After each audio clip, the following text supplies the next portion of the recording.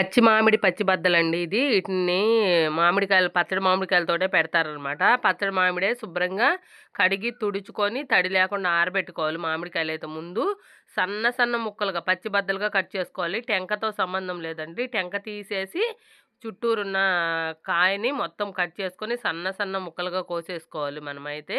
ఈ పచ్చడి నెల రోజుల పాటు నిల్వ ఉండిద్దండి. సన్న ముక్కలు కోసుకున్నాక పొయ్యి మీద ఒక కప్పు ఆయిల్ తీసుకున్నాను.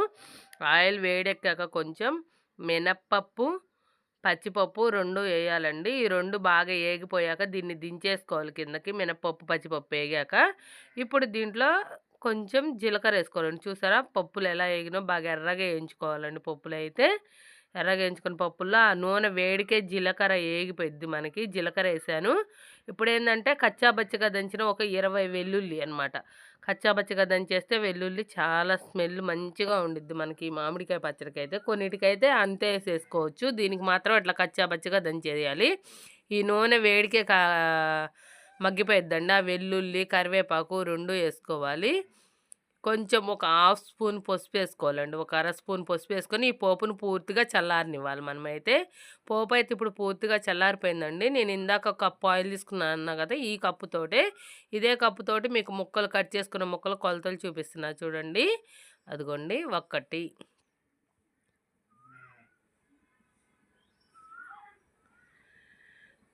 2, 3 కప్పులయితాయండి మొత్తం కలిపినా గానీ. 3 కప్పులేసాక ఇదేందంటే ఆయిల్‌లో ఫస్టు ఉప్పు, కారం ఏయలేదు. ఏందక్కా నువ్వంటే, ఫస్ట్ సన్న ముక్కలు గదా! మనం ఆయిల్‌లో డిప్ చేసుకుంటే మెత్తబడకుండా ఉంటాయి. మనకి నెల రోజులు పెచ్చున్నాయి. పచ్చడేందంటే, ముక్క మెత్తబడకుండా అట్లానే కరా అంటా ఉండిద్దనమాట. ఫస్టు ఈ ముక్కలన్నీ ఆయిల్‌లో డిప్ చేసుకోవాలి. బాగా ఆయిల్‌లో ఒక 2 నిమిషాల పాటు ఆయిల్‌లో ఈ ముక్కలన్నీ కలుపుకొని, ఆయిల్ ముక్కలకు బాగా పట్టే విధంగా చూసుకోవాలి.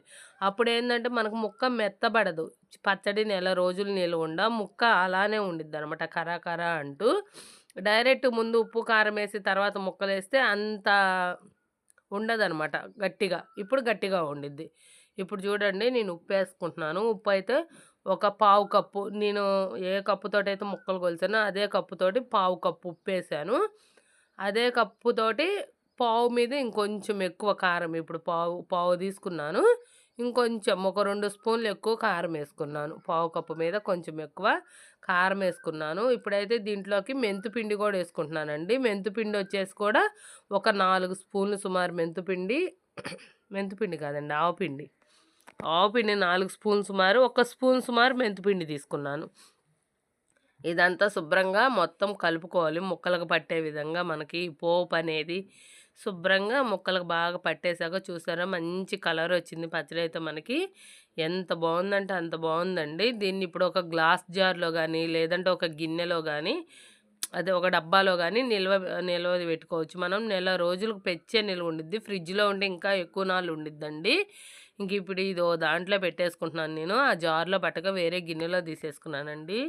దీంట్లో ఇప్పుడు అన్నం ఏసుకొని తింటే ఉండిద్ది. సూపర్‌గా ఉండిద్ది. అన్నం ఏందక్కా మెత్తగా ఉందంటారేమో, ఇది వచ్చేసి స్టోర్ బియ్యం అండి.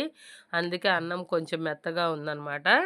ఇప్పుడు కొంచెం ఇంట్లో ఇబ్బందిగా ఉంది. అందుకని స్టోర్ బియ్యం తింటున్నాము. ఇప్పుడు ఫస్ట్ కొంచెం మిరపకాయ 4 ముక్కలు కూర అన్నం కలుపుకొని నోట్లో పెట్టుకుంటే అద్దిరిపోయిందండి పచ్చడైతే. అసలు ఎంత టేస్ట్‌గా ఉందంటే అంత టేస్ట్‌గా ఉంది. యూట్యూబ్ పుణ్యమా అని చాలా టేస్టులు ట్రై చేస్తున్నా నేనైతే. థ్యాంక్ యూ సో మచ్ అండి.